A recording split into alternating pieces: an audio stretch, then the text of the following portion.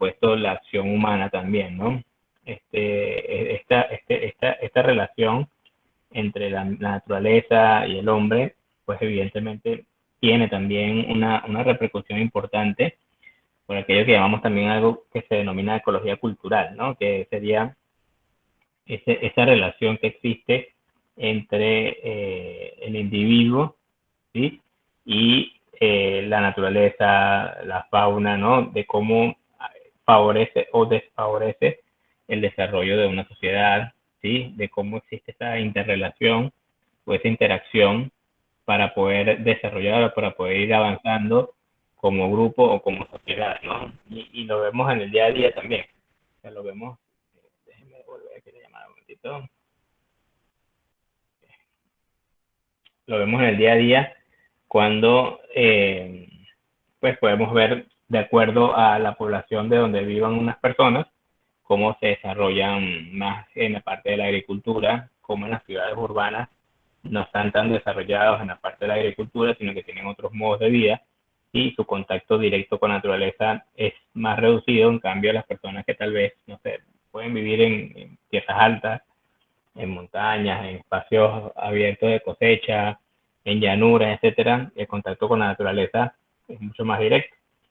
Y eso, en teoría, puede o no desmejorar o mejorar la calidad de vida de las personas, ¿no? Se dice que las personas que viven en, en zonas rurales tienen una mejor calidad de vida a los que vivimos en la ciudad, por ejemplo, ¿no? Que estamos expuestos a estrés, estamos expuestos a condiciones desfavorables, por ejemplo, tránsito, preocupaciones de alimentación, de tener que ir al supermercado cada cierta cantidad de tiempo para poder comprar alimentos, mientras que las personas que están en el campo, que están en zonas rurales, tal vez sus problemas o sus problemáticas sean otras.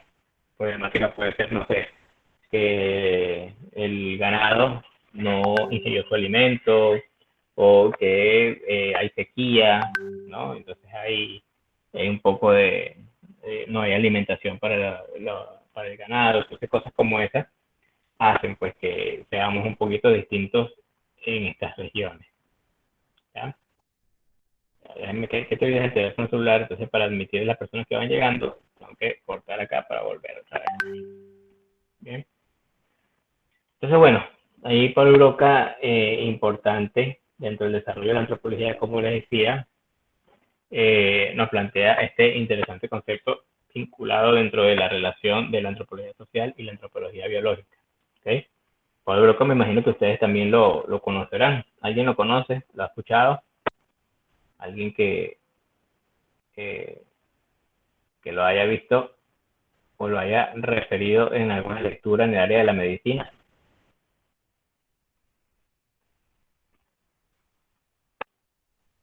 ¿Mm?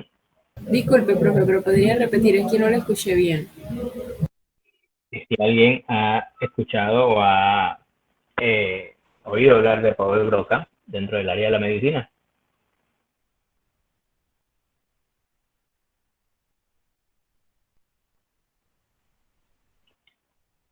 Alguien Profe, que lo haya oído escuchar y que nos pueda el mencionar apellido, acerca de él. el apellido me suena porque creo que es un área del cerebro, el área de Broca, creo. Pero como tal, no lo he escuchado. Ajá, ok. Buenas tardes, ¿Alguien más? profesora. El punto de Ya, Broca. cómo es tu nombre? Cómo es tu nombre la persona que intervino ahorita? María Lisbeth. Mojica. Eh, María Mónica, Mojica. aquí está. Ok, ajá. Cuéntame, ahora la que estaba interviniendo. Profe, le decía que es el área que tiene que ver con el tema del lenguaje, ¿no? Lisbeth Espino. Ok, ¿cómo es tu nombre? Lisbeth Espino. Lisbeth Pino. Vamos a ver por aquí, Lisbeth Espino. Lisbeth. Oye, Lisbeth, yo no te tengo lista porque será.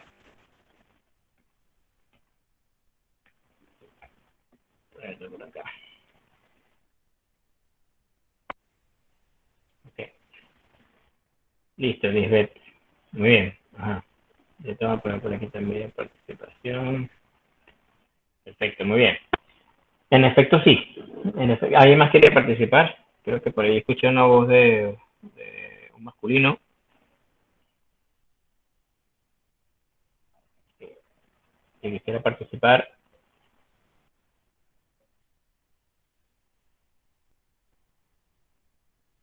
Profe, iba a decir lo mismo que los compañeros, pero que el área de Broca está ubicada en la parte frontal del cerebro y es la encargada del lenguaje. Ok, de Siret, ¿no? Sí. ¿De Siret tu apellido? ¿Me disculpas? Mina, yo Alice. ¿Cómo? ¿De Siret cuál? Mina, yo Alice. Yo Alice Mina. Ah, porque aquí dice de Siret, ¿no? Sí, ese es mi segundo nombre. Ya va. Déjame aquí anotar. Ok,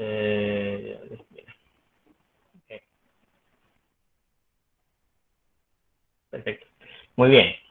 Yo decía que si lo habían conocido porque evidentemente dentro de los antecedentes que ustedes han tenido que ver tal vez en la historia de la medicina, Paul Broca es importante dentro del desarrollo, ¿no? Además porque fue médico, anatomista y antropólogo. Recordemos que en estas épocas, o sea, año 1800, realmente él es del año 1824, ¿no?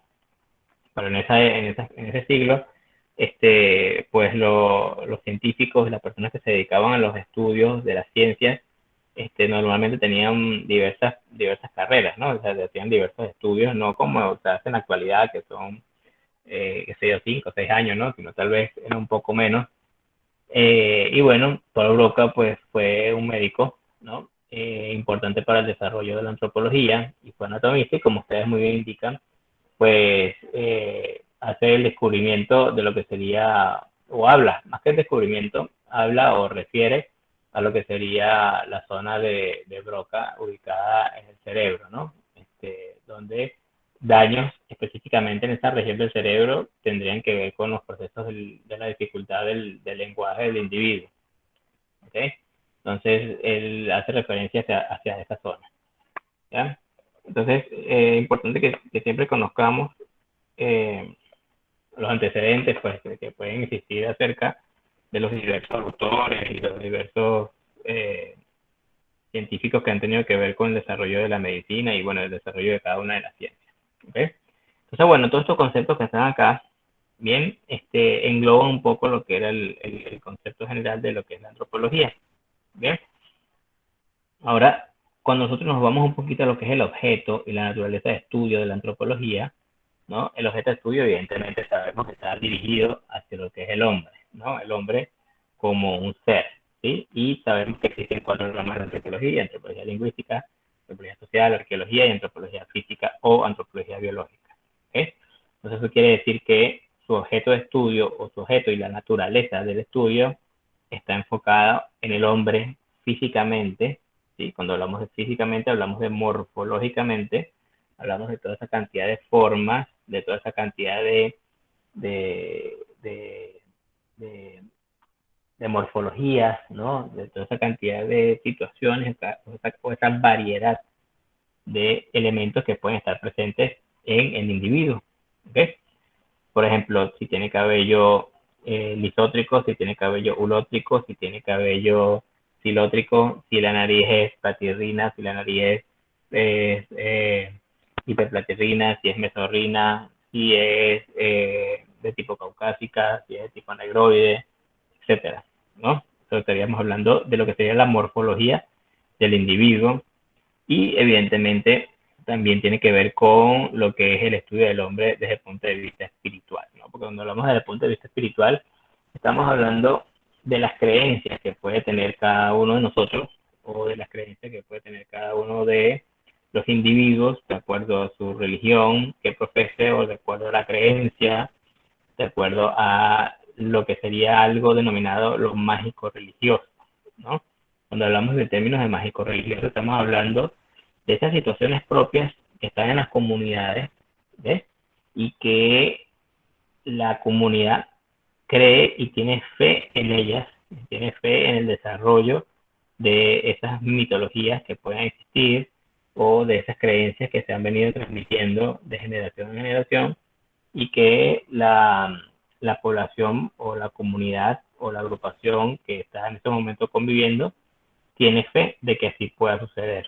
¿Okay? Y podemos ver cosas tan locas o podemos ver cosas tan tiradas de los cabellos que tal vez para nosotros los que estamos en la ciudad es tirada de los cabellos, pero tal vez para una comarca o para una comunidad es algo que es respetable, ¿no? Por ejemplo, hay algunas comunidades indígenas, no de aquí, sino más que todo del Amazonas, donde, por ejemplo, la mujer, cuando le viene su primera menstruación, que evidentemente es el primer sangrado, entonces ellos lo que hacen es que a la mujer la expulsan de la comunidad hasta que se le pase el tiempo de la menstruación, porque en teoría, de acuerdo a sus creencias y de acuerdo a su forma de ver el mundo, que este concepto también tiene que ver mucho con los que yo les envié en las primeras clases, que era el glosario dirigido a lo que es la otredad, lo que era, sí, más que todo orientado al concepto de otredad, ¿no? Es la forma de ellos ver ese mundo. Para ellos el sangrado significa malas energías o malas energías o efectos negativos que pueden surgir dentro de la comunidad. Entonces, bueno, ellos optan por hacer la expulsión de la persona, de la mujer cuando se está desarrollando, cuando está en su primer sangrado, hasta que se cure y tenga que regresar, ¿no? Evidentemente, en nuestro contexto, eh, en nuestro contexto diario, eso es absurdo, ¿no? O sea, si lo hacemos en nuestra comunidad ahorita o nuestra sociedad, en la ciudad, en una zona urbana, vamos a saber que eso no aplica, pues, porque no tenemos esta misma creencia y no tenemos esta misma forma de visión del mundo, ¿ok? Entonces, eso lo estudia la antropología, ¿no? O sea, tratar de entender por qué esa comunidad hace eso y saber que, bueno, si ellos han sido, no, o sea, la intención no es cambiarles el mundo a ellos, ni hacerles ver que ellos están equivocados, sino la intención es dar a conocer las diferentes visiones que se pueden tener sobre un fenómeno o sobre un evento y o cómo pueden manejarse para diferentes fines, ¿no? No solamente para los fines de hacer los estudios y ya, no, sino a los diferentes fines de poder ingresar a esa comunidad, ¿no? Como políticas de Estado, como políticas o estrategias de Estado para poder, como les decía anteriormente, ¿no? Para poder proponer un plan de salud, para poder proponer o para poder ingresar o para cómo saber ingresar a esa comunidad sin que las personas de esa zona rural se sientan ofendidas o se sientan agredidas porque está llegando la gente de la ciudad a vacunarlos a todos, ¿no? O sea, es algo que, bueno, fíjense que ahorita justamente sucede mucho con esta gente de los antivacunas, ¿no? O sea, las personas, ahorita que estamos en época de COVID, para que el ejemplo sea un poco más claro, vamos a poder ver y vamos a poder notar cómo existe un grupo bastante numeroso, ¿no? Que hace bastante ruido y todo con el tema de las vacunas COVID, ¿no? Que mucha gente no se ha vacunado, pues porque creen que ese tipo de vacunaciones no ha sido probada adecuadamente, ese tipo de vacunas no ha sido probada adecuadamente, que supuestamente hay unas personas que dicen que tienen elementos que pueden perjudicar la salud humana, ¿sí? Sin embargo, como les digo, son creencias que en teoría no han sido demostradas todavía científicamente, ¿no? Yo en lo particular soy del pensamiento científico, de donde, bueno, si ya existen unas pruebas, ya existen unos exámenes, unos ensayos de laboratorio, y ya existe un trabajo científicamente demostrado y científicamente realizado, entonces es algo que puede ser confiable, a mi punto de vista. ¿Okay? Igualmente esto es totalmente debatible. Tal vez aquí en clase puede haber alguien que no esté de acuerdo con lo que estoy yo opinando, ¿no? Tal vez puede decir, mira, yo no estoy de acuerdo con las vacunas, o tal vez su familia no está de acuerdo con las vacunas, ¿no? Y es algo que se puede debatir, claro que sí, se puede debatir. Sin embargo, yo, por ejemplo, en lo particular, me voy más hacia la evidencia, ¿no? Yo me voy más hacia el hecho de que la evidencia científica nos dice que las personas que están vacunadas han logrado superar la cantidad de situaciones de gravedad en la salud de cada uno de ellos, ¿no? Son menos los fallecidos que hay, las complicaciones son menores, ¿no? Evidentemente sí hay un grupo de personas que ha fallecido, inclusive con la vacuna colocada, o se han puesto graves inclusive con la vacuna colocada, pero siempre van a ser menos, ¿no? Porque evidentemente no todos los sistemas biológicos y el organismo no todo siempre es igual, sino que es variable, ¿sí? Hay una frase por ahí que es muy interesante, que dice algo como que en la biología la, eh, la variabilidad siempre va a ser la regla y la estabilidad no va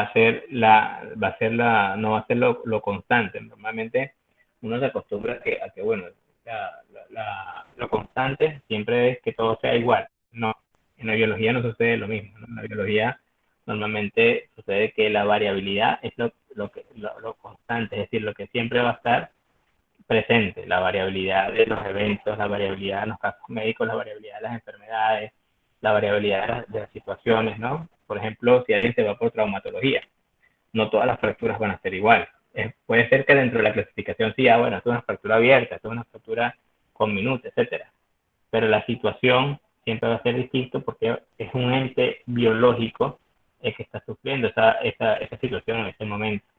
Y todos nosotros como entes biológicos, como seres biológicos humanos, tenemos diferentes formas de salud, diferentes formas de cómo funciona nuestro organismo, diferentes formas biológicas, ¿no? Es decir, biotipos constitucionales distintos, morfología distinta, grupos sanguíneos distintos, ¿ok? Entonces, toda esa sumatoria de elementos hacen que nosotros vayamos a ser distintos, ¿sí?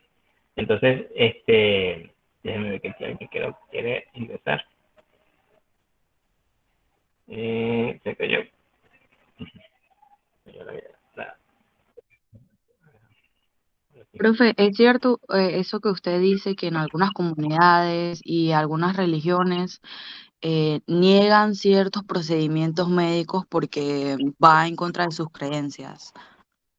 Por ejemplo, creo que los testigos de Jehová no les pueden hacer transfusiones de sangre. Exacto. Sí, así, en efecto, así mismo es. Incluso hay un grupo árabe, no me acuerdo si son los palestinos, algo así, que por ejemplo cuando mueren y la muerte es de causa violenta, en teoría no se les puede hacer autopsia, ¿no? Entonces, esto es un problema cada vez que alguno de ellos muere porque no dejan que se haga la autopsia si sea una muerte violenta. Entonces ahí entra un conflicto entre lo que es la ley y lo que es la creencia religiosa, ¿no? Porque ellos dicen, bueno, pero es que tú no puedes ir en contra de mi religión, pero la ley te dice, bueno, pero es que yo tengo que averiguar cómo te mataron, pues, ¿no? Que no sabemos si eso es un hecho o una muerte violenta y necesitamos conocer quién fue el victimario, cómo moriste, hace cuánto falleciste, ¿no? O sea, todo ese tipo de cosas. Entonces se presentan esos dilemas que son bien complejos, ¿no? Incluso hay un peritaje. Un peritaje es una actividad que realizamos dentro del ámbito penal, dentro del ámbito de la investigación penal, que se llama estudio socioantropológico. ¿Okay? Este estudio socioantropológico se da o se puede dar en situaciones que tienen que ver mucho con las comunidades indígenas, más que todo sí, con las comunidades indígenas o con grupos religiosos que están un poco alejados de la población. Y en muchos casos, esas acciones que ellos realizan, que para ellos son, están bien realizadas, ¿no? ¿No? Que para ellos su creencia dice que, bueno, sí, está bien golpear a una persona con una piedra en la cabeza. Vamos a suponer ese ejemplo un poco brusco, ¿no? No, bueno, dentro de la comunidad la creencia es que cuando tú cumplas años le lanzas una piedra por la cabeza y ya, pues, ¿no? Entonces, en muchos casos, esas creencias típicas de esas comunidades se convierten en delitos, porque terminan generando hechos de violencia o terminan ocasionando la muerte de la persona. Entonces, es ahí cuando se presenta un problema, ¿verdad? Porque existen normas, existen leyes donde se respetan lo que serían las comunidades indígenas, deben respetar las creencias, la cosmovisión de esa comunidad, de ese grupo. Sin embargo, se está en presencia de un delito porque se está atentando o se atentó contra un bien que sería la vida, ¿no? O el físico del individuo. Entonces, se hace estudio socioantropológico, ¿para qué? Ese estudio socioantropológico se hace para que un antropólogo, vaya a la redundancia, vaya a esa comunidad, haga un estudio etnográfico de las creencias y de las culturas y de las costumbres de esa comunidad, ¿ve? Y determine a través de un informe que esas actividades que ahí realizan son propias de la comunidad. ¿Okay? Es decir, que no es que llegó una persona de afuera, una persona externa, una persona de la ciudad vino y le lanzó una piedra en la cabeza al otro señor, lo mató y ya no. O sea, es algo típico de la comunidad. Entonces, es la comunidad con sus propias leyes y con sus propias normas quienes juzgarán a la persona por haber cometido esa actuación y ellos dirán si se trata o si no se trata de una falta, un delito, etcétera, ¿no? Entonces eso sucede muchísimo con lo que son las comunidades y los grupos indígenas, ese estudio socioantropológico de identificación, ¿ves? Y bueno, en el caso que dice Astrid, es también muy cierto, ¿no? O sea, como tú dices, hay grupos, ¿no? Grupos religiosos que no admiten dentro de sus creencias transfusiones de sangre, por ejemplo, ¿no? Pero entonces a veces ahí donde yo siempre digo, entra el dilema. El pobre señor se está desangrando, necesita rápidamente una transfusión para salvarle la vida. Entonces, ¿qué pasa? Ellos prefieren que se muera y no se le transfiere la sangre, o qué hacemos con él, ¿no? Entonces ahí entran esos dilemas importantes, porque bueno, no podemos contravenir las creencias de los grupos, de las personas, ¿no? Profe, pero esas personas siempre están identificadas o tienen un carnet y así cuando llegan a urgencias, no, simplemente sí, se les deja morir. Esa es la realidad. Sí, sí, sí, o sea, en ocasiones están plenamente ahí identificadas. Es que depende, sí, hay situaciones que en las casas, hay casos que no, pues, ¿no? O sea, bueno, yo por lo menos te lo digo desde el punto de vista forense, han llegado casos donde, bueno, están personas desconocidas que mueren en la calle y bueno, cuando vienes a ver, eran que, no sé, tal vez sufría de Alzheimer o tal vez sufría de alguna enfermedad mental que hizo que se escapara del lugar donde estaba alojado, del ancianato, de la casa del ojo o de la misma casa de sus familiares. Se escapó por ahí, lo pisó un carro, ¿no? Lo arrolló un carro y bueno, cuando se hace el levantamiento, es una persona desconocida porque no tiene cédula, no tiene ningún documento de identidad, sino que esta persona, por su condición de enfermedad de la mente, se escapó. Y bueno, nada, esa persona va para la morgue y en la morgue le hacen la autopsia, pues, ¿no? Mientras que los familiares, sin saber dónde estaba ese señor, están buscando por los hospitales, por algún otro lugar, ya en la morgue le están haciendo la autopsia. Entonces se presentan a veces esas situaciones de conflicto donde no hay cómo identificar, pero bueno, ya se hizo la autopsia, ¿no? Esos casos suceden bastante, bastante, bastante.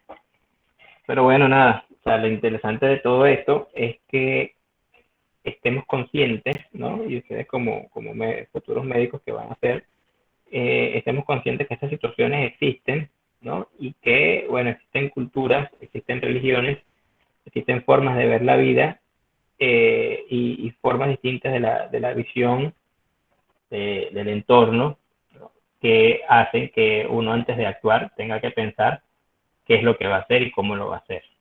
¿Okay? Pero justamente dentro de esa forma de pensamiento está el accionar rápido también. O sea, hay que pensar, pero tampoco tenemos que demorarnos mucho pensando, porque en nuestras manos puede estar la vida de esa persona. ¿Okay?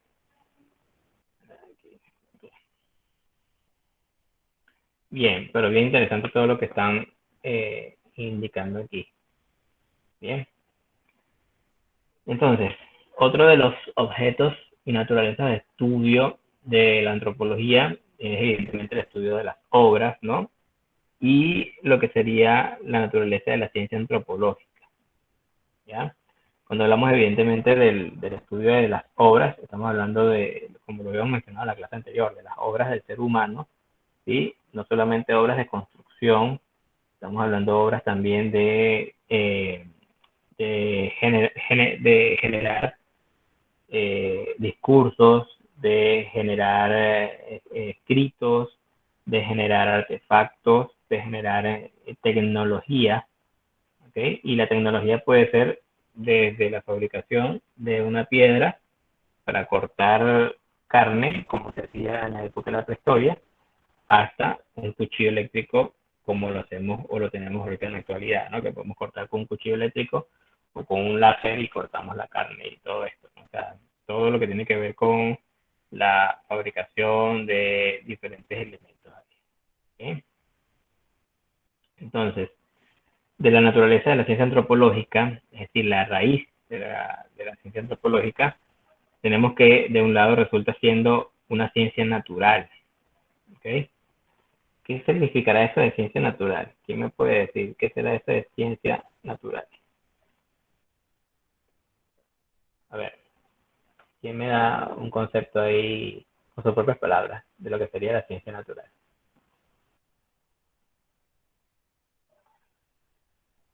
A ver, no todo al mismo tiempo. Bien, profe, una ciencia natural pienso que es como una ciencia que se puede dar en todos lados y que se da y que es simple y que se da en todos lados, es lo Ya, que ¿cómo así que se puede ver en todos lados?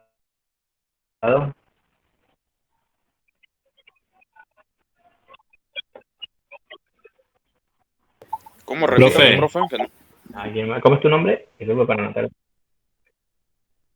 José ¿cómo es tu nombre? Bermúdez. Para anotar. José Bermúdez. Ok. Ajá, ¿quién más quería intervenir? Que estudia la naturaleza, profe. Sí. Ajá, ¿quién dijo que estudia la naturaleza? Lisbeth Espino. Lisbeth. Sí. Ajá, Lisbeth. Es que ahorita no estoy viendo los nombres que interviene, por eso que le estoy preguntando. Muy bien. ¿Quién Profe, más? Ajá. que estudia los procesos naturales de la naturaleza, o sea, procesos y cosas. Ok, ¿tu nombre cuál es? Lina Isprúa.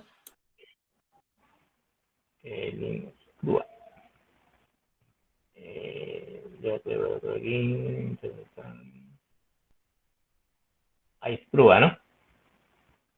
Sí, profe. Ok, perfecto. ¿Alguien más que quiera opinar?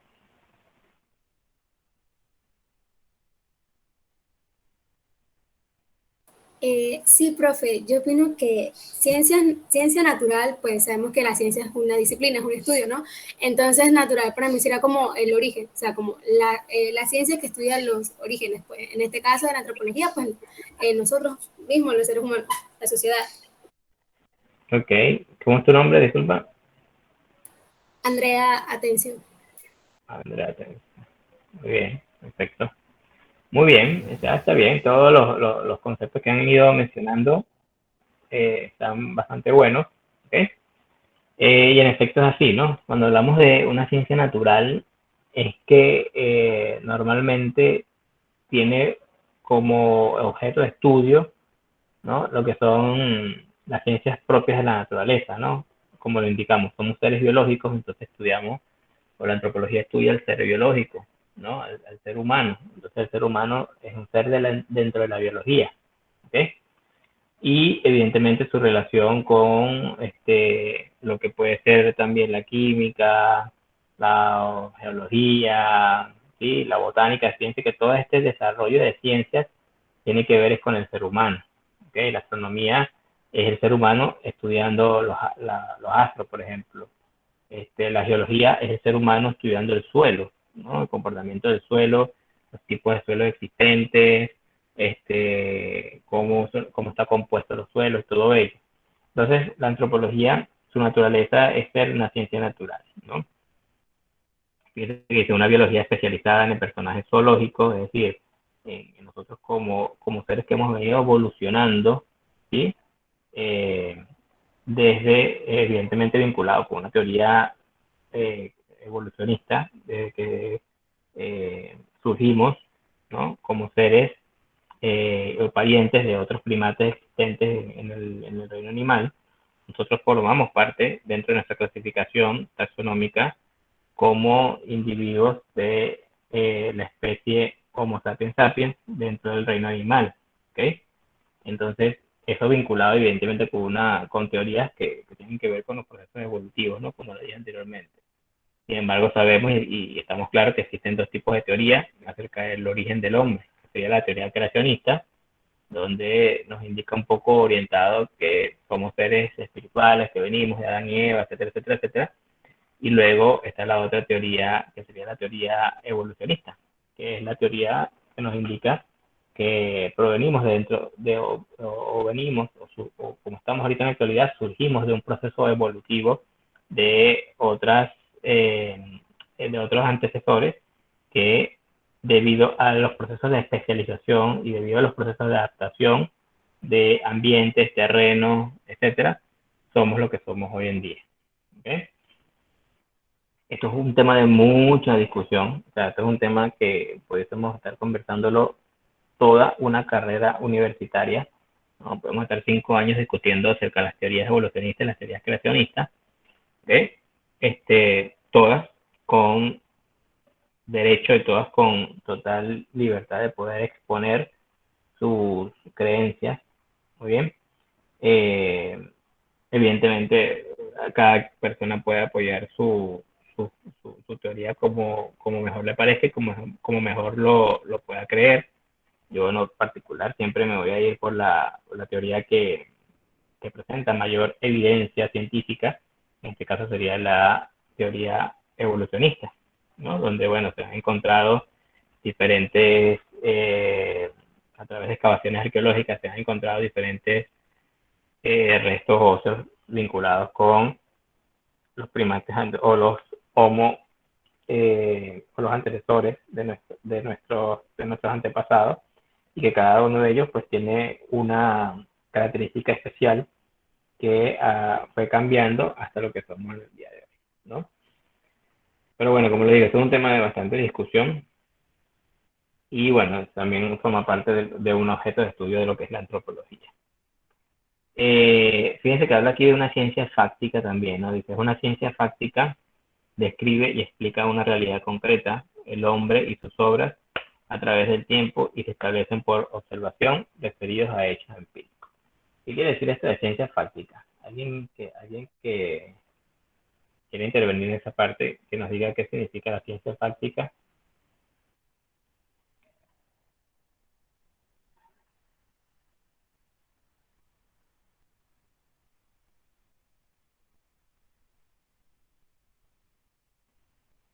Buenas tardes, profesor. Bueno, yo Hola. pienso que la ciencia fáctica son las que se encargan o las que tienen el fin de comprender los hechos, ya sea de crear una representación artificial o mental de los hechos, más cercana a la realidad o lo que es la naturaleza. Okay. Kelly, ¿no? Sí, profe.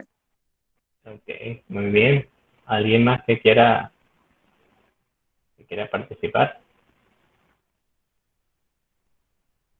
acerca del concepto de ciencia Bueno, fáctica? yo pienso que la ciencia fáctica es más bien lo empírico, pues, a lo que sabemos y no tanto en teorías, sino en lo empírico, pues.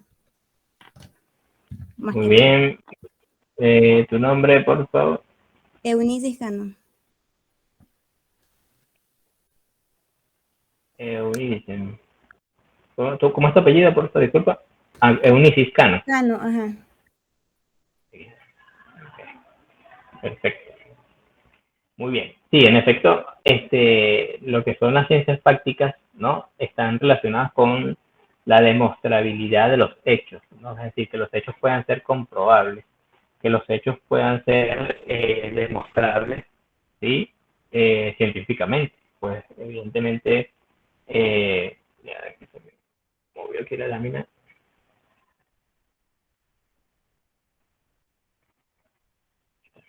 Okay. Ajá. Entonces, una ciencia fáctica es una ciencia que va a permitir, a través de los procesos de la observación, poder entender y poder comprobar y comprender los hechos que se están analizando o el fenómeno que se está observando. ¿Okay?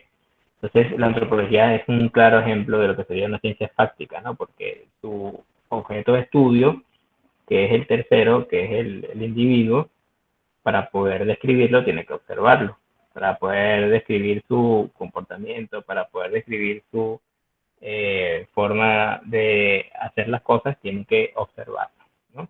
Entonces de eso se encarga lo que sería la ciencia fáctica, ¿no? Y fíjese como dice acá, describe y explica una realidad concreta, el hombre y sus obras a través del tiempo y se establecen por observación referidos a hechos empíricos. ¿Okay? Muy bien. Y luego dice, es una ciencia humana por referirse a la evolución del hombre y la cultura, por tanto es una ciencia cultural y también es una ciencia social. ¿Okay? Ya tenemos varios conceptos aquí relacionados con ciencia, ¿no? Tenemos uno que sería ciencia natural, luego tenemos otro que dice ciencia cultural, luego tenemos otro que dice ciencia social. ¿Sí? No voy aquí. ¿Sí? Entonces, de aquí nosotros, yo les voy a mandar una actividad, ¿no? Que sería, esto se va a dar más tardecito ya cuando estemos terminando, que sería explicar qué significa cada una de estas ciencias, ¿no? Un concepto breve de lo que serían las ciencias naturales, las ciencias culturales, las ciencias sociales y las ciencias humanas. ¿Ok? Bueno, toco por acá para que ustedes puedan desarrollar esos conceptos. De todas maneras, al finalizar la clase, yo les anoto ahí ese glosario para que lo vayan buscando. ¿Muy bien? Entonces, bueno, hablemos un poquito de lo que son los métodos propios de la antropología. Okay. Normalmente, o tradicionalmente, la antropología tiene varias formas de trabajar, ¿no? Tiene una forma, primero, para poder recopilar o para poder recolectar los datos, sería ese trabajo que se hace en lo que se llama trabajo de campo. ¿Okay? Ese trabajo de campo es cuando el antropólogo se dirige hacia el lugar, se dirige hacia el sitio donde él va a hacer sus observaciones, donde él va a hacer o tomar sus anotaciones, ¿ya? Y las realiza, ¿no? O sea, ese es el trabajo de campo. Existen dos fases del trabajo antropológico, que sería la fase de trabajo de campo y la fase de trabajo de laboratorio o trabajo de oficina, ¿okay? O trabajo de análisis de la información de campo, ¿okay? Incluso puede haber una tercera fase, ¿no? Antes de lo que sería la fase de trabajo de campo, puede existir un trabajo de información, de recolección de datos preliminar, ¿okay? Es decir, vamos a suponer que a mí me toca hacer un trabajo en la comunidad de Mandugandí, ahí allá donde está el lago Bayano, por allá, ¿okay? Y me toca hacer un trabajo para poder, no sé, vamos a hacer unas jornadas de salud en esa región, ¿okay? Pero necesito de un antropólogo que me diga cómo es la comunidad. Bueno, se contrata a un antropólogo para que nos indique cómo es cuáles son las creencias de esa comunidad, cuál es la cantidad de personas de esa comunidad, es decir, para que me haga un estudio etnográfico de la comunidad en total, que me haga un censo también, ¿no? Entonces, el equipo de antropología está compuesto no solamente por antropólogos, puede estar compuesto por trabajadores sociales, por psicólogos, tal vez, por sociólogos, ¿no? Pero el antropólogo es el que va a llevar la batuta. Entonces, este antropólogo les dice esto, y qué es lo que va a hacer primero, antes de dirigirse al lugar, él va a hacer una búsqueda de la información preliminar, donde nos indique o donde él pueda revisar los trabajos que hayan existido anteriormente o los trabajos que previamente se han realizado acerca de esa comunidad o los reportes que pueden existir acerca de esa comunidad. Entonces él hace una fase previa al trabajo de campo. Él hace la búsqueda de la información previo al trabajo de campo. ¿Okay? Entonces esto es una fasecita que muchas veces se puede meter antes de lo que sería la fase de trabajo de campo. Una vez que ya conoce todo comunidad, una vez que ya tiene la información teórica de lo que hace la comunidad, la cultura, las creencias, etcétera, entonces se da esa fase de campo, que es ir o dirigirse hacia el lugar, y ahí, en base a lo que él ya ha revisado, en base a la información que él quiere obtener, en base a la información que él quiere recabar, establecerá qué tiempo es necesario establecerse allí. ¿Okay? Ahí pueden suceder dos cosas importantes. ¿Okay? La primera es que la comunidad se cierre, ¿no? Y eso ha pasado muchas veces, que bueno, el antropólogo va hacia la comunidad rural en específico y la población lo que hace es cerrarse, porque esa persona que está llegando ahí es una persona que no es miembro, no es integrante de su comunidad, y lo que se hacen es cerrarse, ¿no? Porque ellos dicen, bueno, este tipo me va a venir a experimentar conmigo, o va a venir acá a hacerme una revisión de mis culturas, de mis cosas, y no se abre la comunidad, ¿no? En estos casos se complica un poco la situación. El antropólogo ahí tendría que buscar herramientas y estrategias, o diseñar alguna estrategia que le permita poder ingresar a esa comunidad. ¿Okay? En muchos casos tiene que buscarse un intérprete, en muchos casos tiene que buscar una persona que le ayude a poder ingresar en la comunidad, ¿no? No sé, en algunos casos con el chamán de la comunidad, con el cacique, con el líder de la comunidad, para que logre poder ingresar a ese sitio y poder realizar sus estudios antropológicos sin ningún tipo de problema. ¿Okay? Ese cierre se puede dar en la comunidad rural, pero también se puede dar en la comunidad urbana. ¿Okay? Cuando estamos hablando de antropología corporativa, estábamos habíamos hablado de esa rama pequeña de la antropología social, ¿no? Bueno, no, ni tan pequeña, porque es una rama que está en pleno desarrollo en la actualidad. Entonces, esa rama de la antropología, pues también puede realizar estudios etnográficos en organizaciones grandes, y la gente de la organización se puede cerrar, pues, ¿no? Y puede que no le pueda brindar la suficiente información. Pero bueno, nos trasladamos nuevamente al ejemplo de trabajo de campo, ¿no? La comunidad se cerró y el antropólogo tuvo que buscar un intérprete o alguien que le ayude para poder ingresar a la comunidad. ¿Sí? Entonces, logra ingresar a la comunidad, o la comunidad acepta que él pueda estar trabajando ahí, ¿no? Y entonces le establecerá qué tiempo es necesario para poder observar las costumbres, las culturas y las diferentes formas de ver la vida. ¿Okay? Eso no lo va a hacer en una hora, ¿no? Eso es un trabajo que muchas veces lleva tiempo, puede llevar días, puede llevar semanas o puede llevar meses, ¿no? Hay veces que los antropólogos se internan en las comunidades, no sé, 2, 3 meses, para poder convivir y poder ver las diferentes formas de cómo ellos tal vez se comportan en diferentes climas, ¿no? Es decir, ante el invierno, cómo es su comportamiento, y posteriormente en el verano, cómo es el comportamiento, cuáles son las costumbres en invierno, cuáles son las costumbres en verano, cuáles son las costumbres cuando hay una cosecha de vegetación, o una cosecha de vegetales, o una cosecha de frutas en una etapa o en una época del año con respecto a otra, ¿ya? Entonces, todo eso lo va a evaluar desde lo que sería el trabajo de campo. ¿Okay? Entonces, el trabajo de campo básicamente iría esto, ¿no? La recolección de datos, la observación directa, personal, ¿no? Puede ser directa, participativa o indirecta. ¿Okay? Y en este caso es un trabajo plenamente descriptivo. ¿Okay? ¿Qué creen ustedes que puede tener como contraproducente que sea un trabajo plenamente descriptivo? A ver, ¿quién puede opinar ahí acerca de esta frase que está acá? Es un trabajo plenamente descriptivo. hay algo ahí que puede fallar. A ver, ¿qué puede pasar? ¿Qué creen ustedes? A ver, ¿quién puede decir qué está sucediendo ahí? Cuando hablamos de que puede ser descriptivo. Hay algo que pueda suceder y que no estaría bien acerca de lo que están observando. ¿Ah?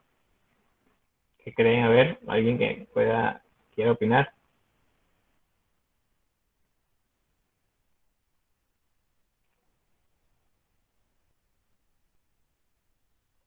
Fíjense, si nosotros decimos que el trabajo es descriptivo, ¿eh?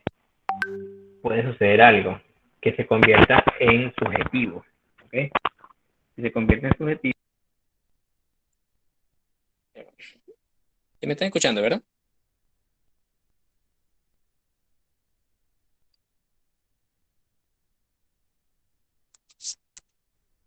¿Sí me escuchan? Sí, profe, pero se escucha un poco mal. Ajá, María, ¿me escuchas? Sí, profe. Te escuché bajito de a ti.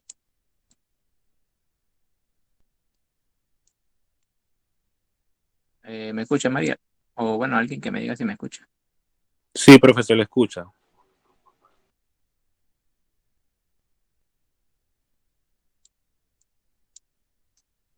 Ya.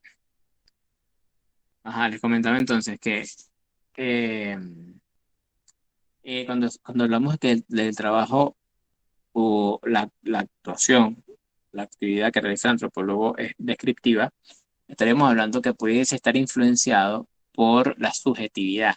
Entonces, de esa subjetividad hay que estar sumamente atento porque la subjetividad puede influenciar en la descripción del fenómeno o del evento que esté sucediendo. ¿Y qué es ser subjetivo? O sea, ¿qué significa ser una persona que no está valorando objetivamente un fenómeno que está observando? Es que, bueno, no está libre de prejuicios, ¿ok? Es decir, que si esa persona está en disconformidad o está de enemigo o le cae mal o tiene un pensamiento negativo acerca de esa comunidad que está analizando, evidentemente esos pensamientos pueden estar influenciando en el proceso de observación del fenómeno que está analizando. ¿Okay? Entonces hay que estar muy atentos a lo que es eso de ese fenómeno de la parcialidad. Se supone que un antropólogo debe ser humanista, debe prevalecer el valor de la equidad, debe estar siempre neutral ante cualquier situación para evitar ese tipo de sesgos, para evitar ese tipo de situaciones que puedan afectar el estudio que está realizando. ¿Sí? Por eso es importante aquí destacar, es un trabajo plenamente descriptivo y es un trabajo que requiere de una observación libre de cualquier prejuicio. ¿Muy bien? Eso es entonces lo que sería la fase de trabajo de campo. Entonces, bueno, fíjense como ya nosotros estamos por terminar la hora, ¿ok? Lo que vamos a hacer es que yo les voy a dejar, ¿no? Ahorita mismo le voy a escribir con Astrid los conceptos que ustedes me tienen que buscar para desarrollarlos y ustedes lo tengan a nivel de un trabajo o tarea que yo les voy a enviar para la semana que viene. ¿Ok? El cual van a tener que enviar y van a tener que desarrollar de la misma manera como han venido desarrollando los anteriores, ¿no? Con su portada, con la bibliografía que ubicaron, con sus datos, nombre y apellido y el archivo indicando que su nombre, su apellido y la sección a la cual pertenece. ¿Ok? Yo ahorita mismo les voy a pasar esta tarea, se la va a pasar a Astrid, de la coordinadora, para que entonces ustedes la puedan realizar y me la envíen a mi correo. No sé si alguien tiene alguna pregunta. Profe, disculpa, tendríamos hasta el otro lunes para entregar la tarea. Exactamente, hasta el otro lunes para entregar la tarea.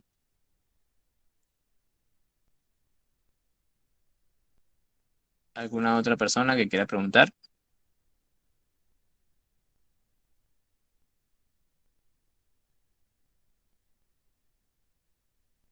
Ya. Bueno, entonces si no hay más nadie quiere preguntar, nada, nos estaremos viendo la semana que viene, el día lunes, si Dios primero lo permite. Y cualquier cosa, bueno, ya saben, tienen mi número telefónico y me pueden preguntar a mí o le preguntan a las coordinadoras del grupo para que me puedan hacer las preguntas por WhatsApp. ¿Ya? Pero bueno, sin más nada, lo dejamos hasta acá y nos estamos viendo la semana que viene, ¿ok?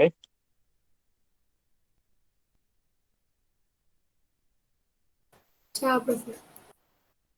Ya Gracias. hasta Gracias, el otro profesor. lunes. Hasta luego. Bien. Chao, profe. Gracias, profe. Chao. Nos vemos, profe.